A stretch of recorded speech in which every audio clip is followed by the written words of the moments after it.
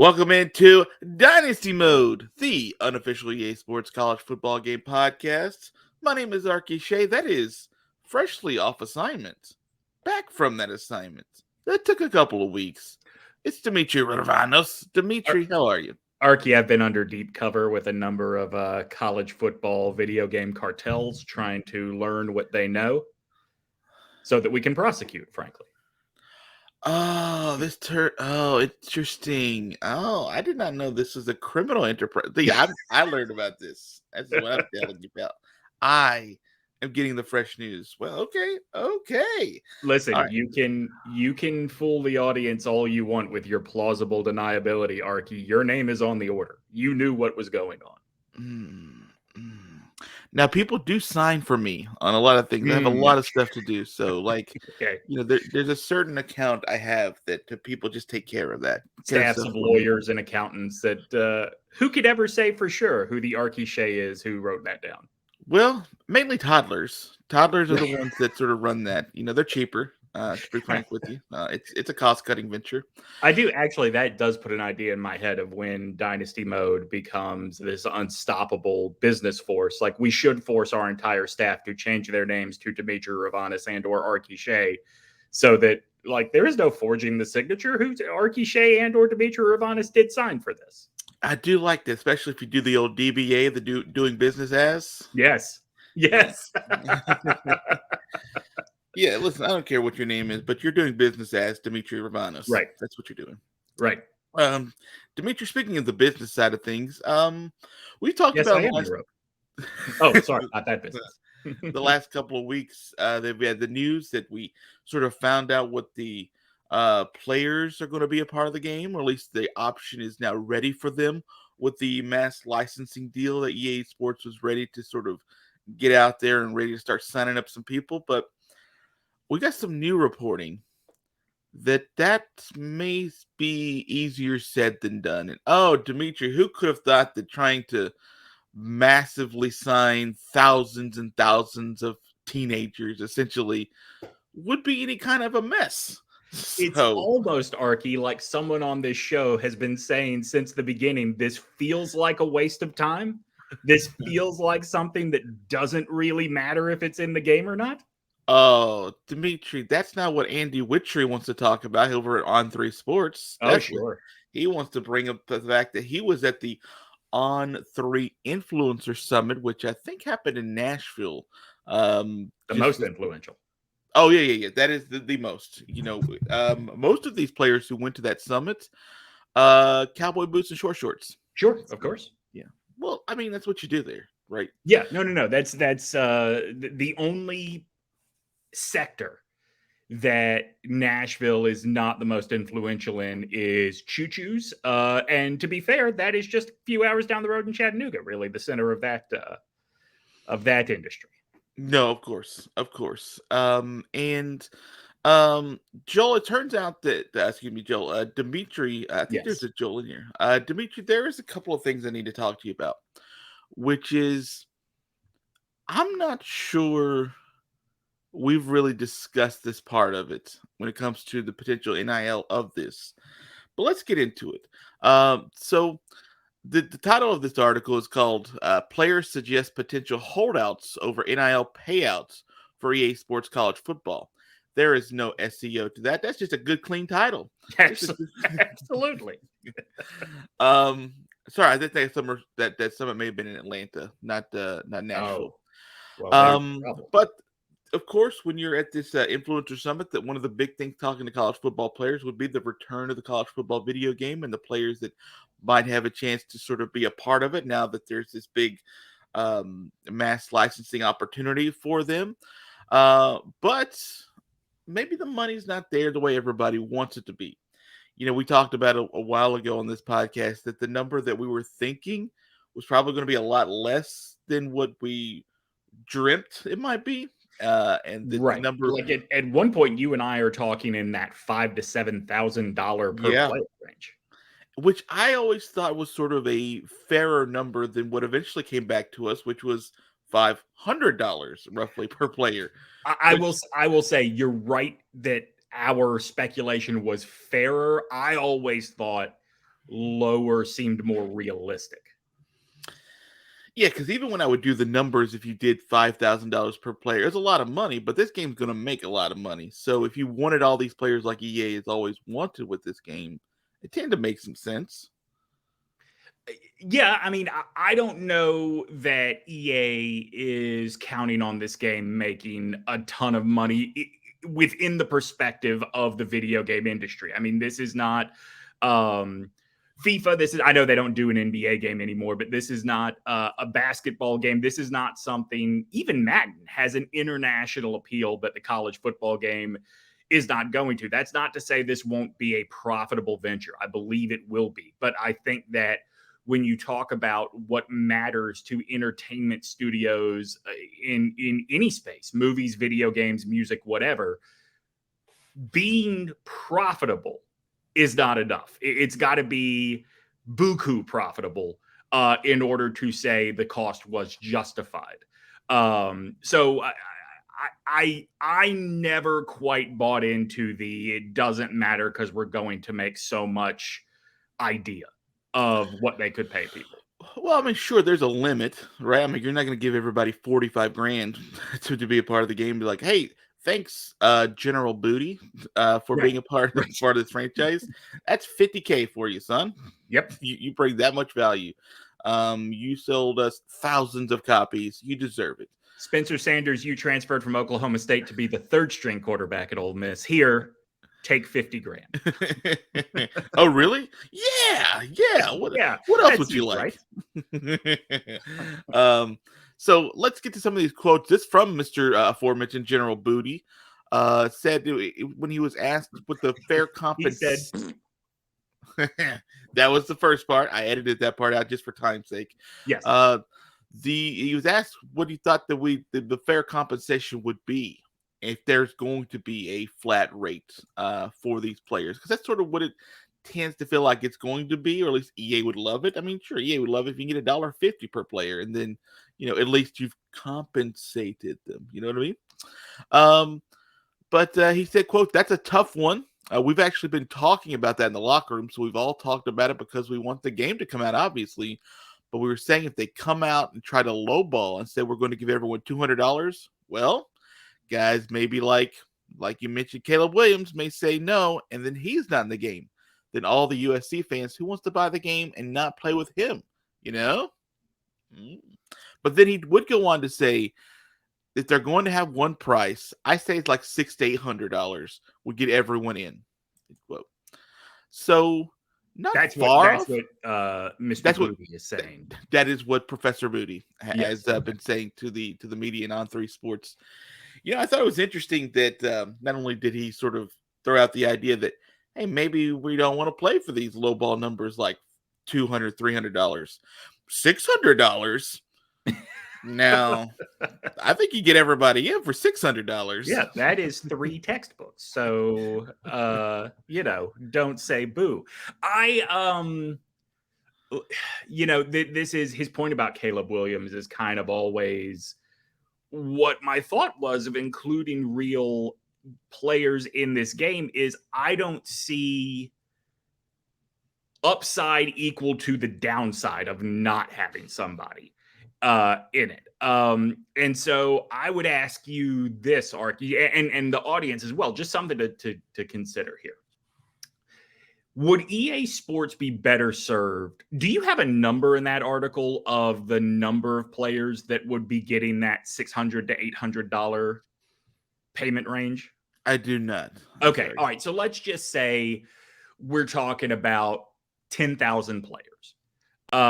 If you have all 130 FC or FBS teams in the game. I'll do some quick math for you, see where you're at. All right.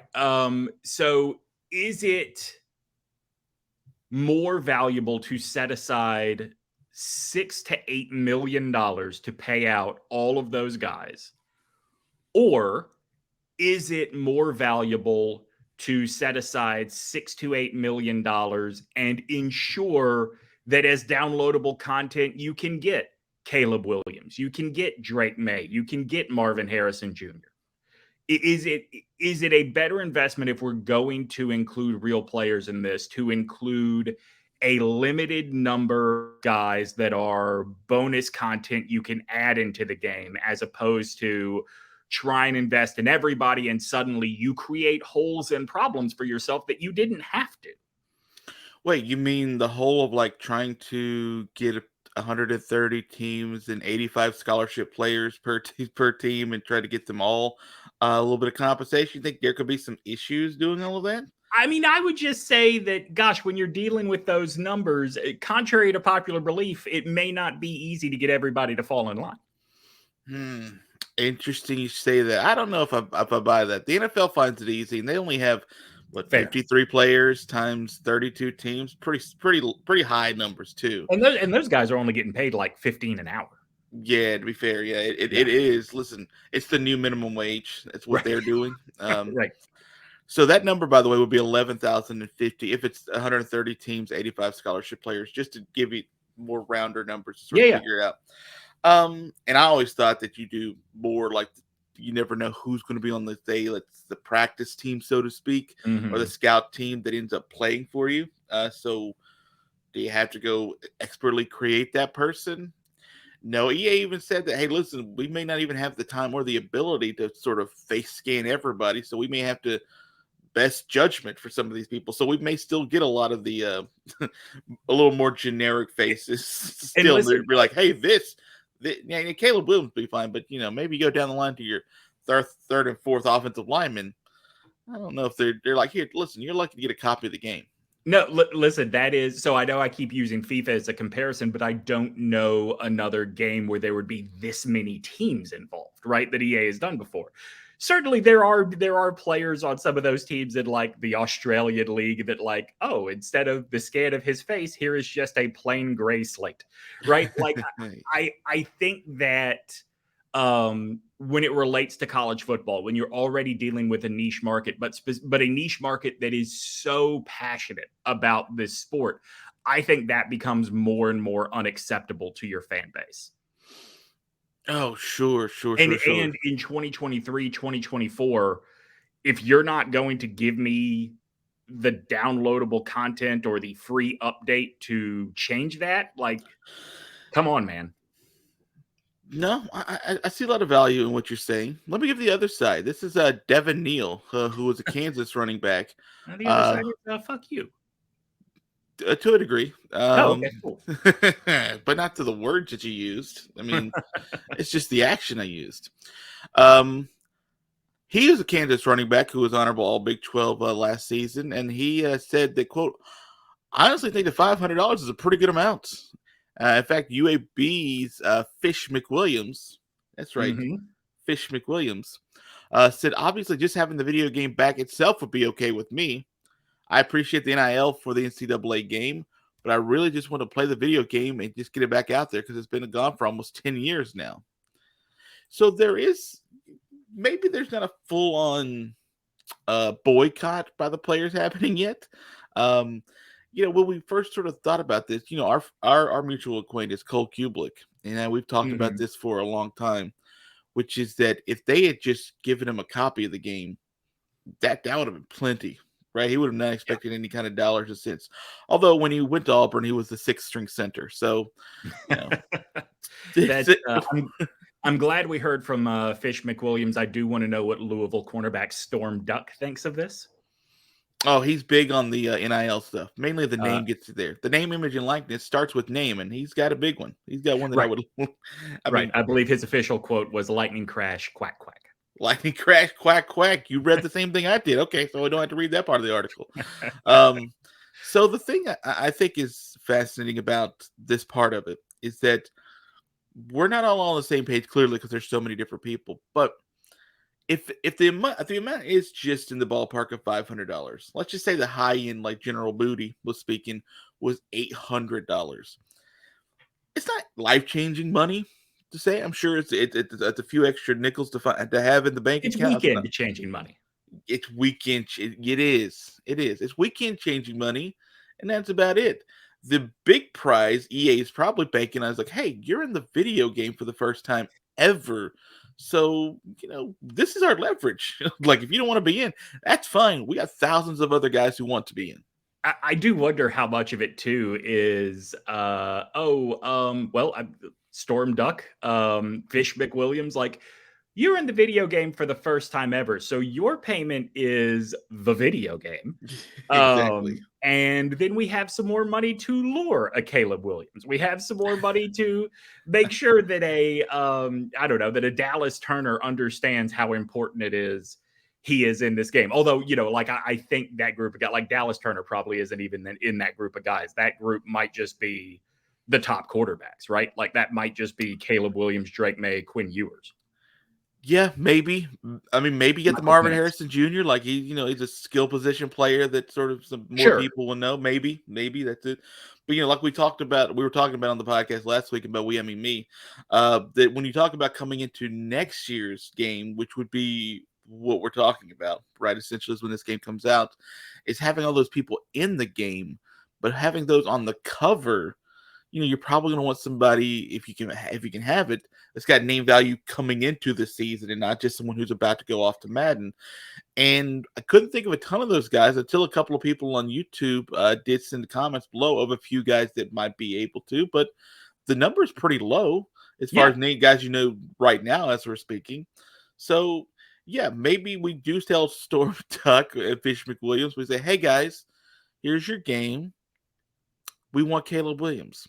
So I would love the fact, especially if you went to them like that and their agent, to say, we'd love to give you a download code, but we need money for Caleb Williams. Could you just relax for a second? Yeah, exactly. I mean, and I think that population, and I got to wrap here in a second, but I think that population is really small because, you got to be big name national player at a big name national program. And that might just be Caleb Williams and Quinn Ewers. And frankly, Quinn Ewers isn't even the most famous quarterback on his campus right now. First of all, you are definitely talking Arch Manning, who would be one of those names that we could talk into going into next year with that. I have one other small thing I want to ask you about, and then we can get out of here, because there's one other opinion that was thrown out by UCLA quarterback Chase Griffin, who said not only should we accept a little bit of cash, and maybe a copy of the video game, maybe we should also expect a little equity in the game. He says sort of how it works with residual licensing. If you're a talent in any other business, with music or TV, if you're an actor, you're a producer, you're an artist, the more streams, the more uses your song gets or your show gets, you get paid off that. I think a similar model eventually, I think I'd be favorable for all athletes, and really in the business sense, the most credible way to go about it, end quote. I don't disagree with him. I think he's overestimating how much those people make on residuals. Oh, yeah, I follow a guy. I don't follow a guy, but I've seen him on TikTok who'll read his residuals that he gets, and like he'll open envelopes. And it's like, this one's $1.81. All right, Listen. I went to college with a guy that writes for Sesame Street, or did write for Sesame Street for a little while, and I mean Sesame Street, right? And he is doing like probably $3 on a residual check. Like it's, not everybody is getting the same residual rate as Grover. Yeah, but over like 800 pay periods, that adds up. Well, sure.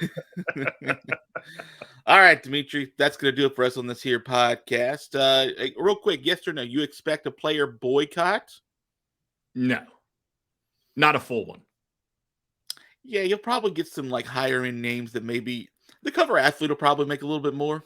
Yeah. Maybe a few be paid to pay me promoted on social media or something like that. But that's not the base deal we're talking about here. I'd love to see Caleb Williams just say, I don't want to be a part of the game. You're like, oh, good. We got Arch. Okay. We don't need you, Caleb. All right, Dimitri. You haven't said it in a while, so you got to say something nice to the good people. Save and sim to next season, everybody. No, quarter, everybody.